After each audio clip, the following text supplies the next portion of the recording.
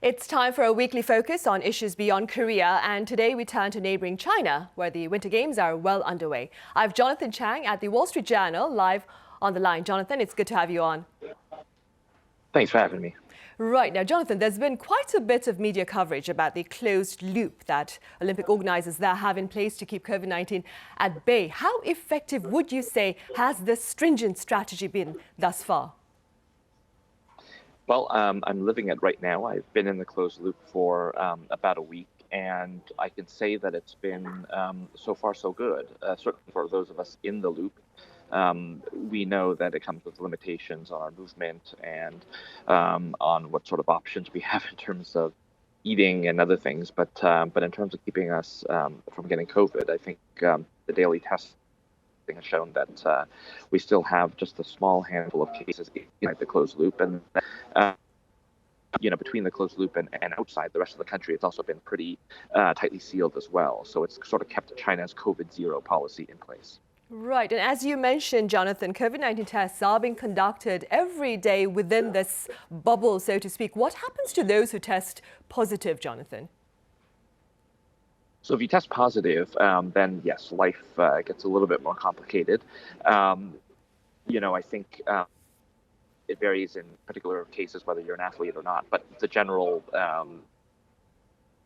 event at that point is that you will be put in a quarantine hotel.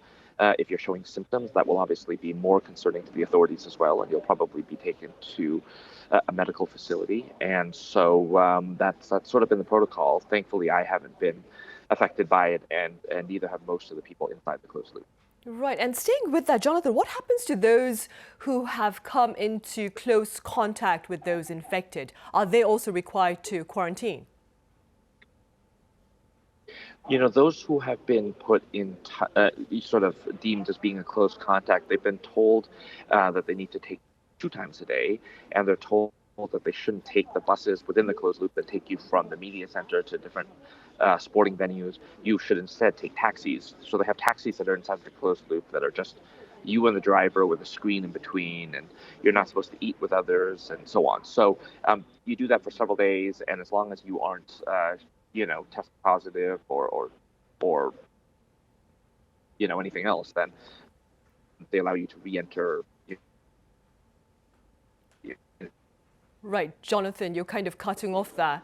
Can you hear me? Oh, yes, I can hear you fine. All right.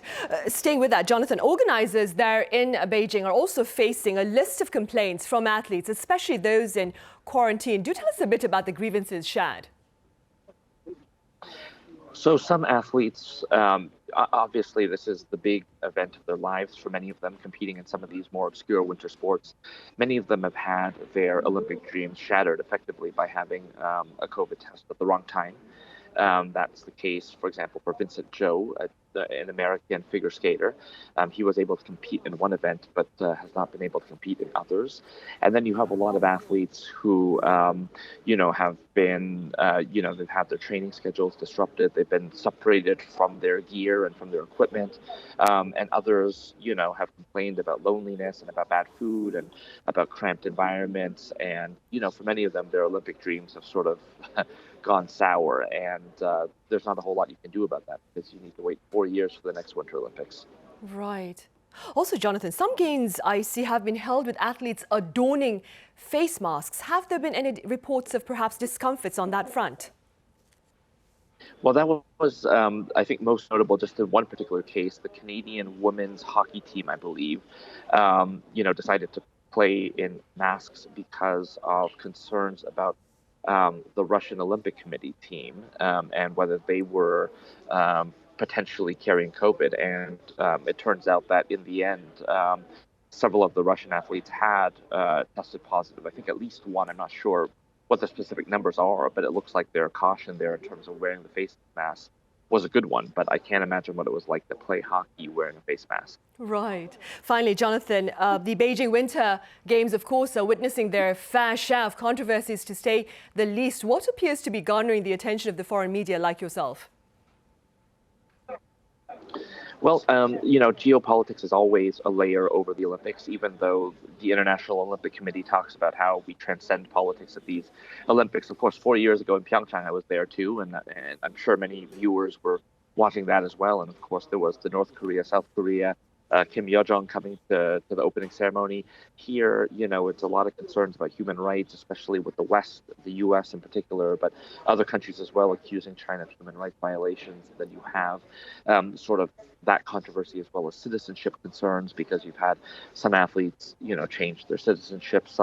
You have some Chinese Americans who are competing for China, and you have some other sort of friction and questions around that as well. So those have sort of been the issues that inevitably come to overshadow some of the sporting that takes event here at the Olympics.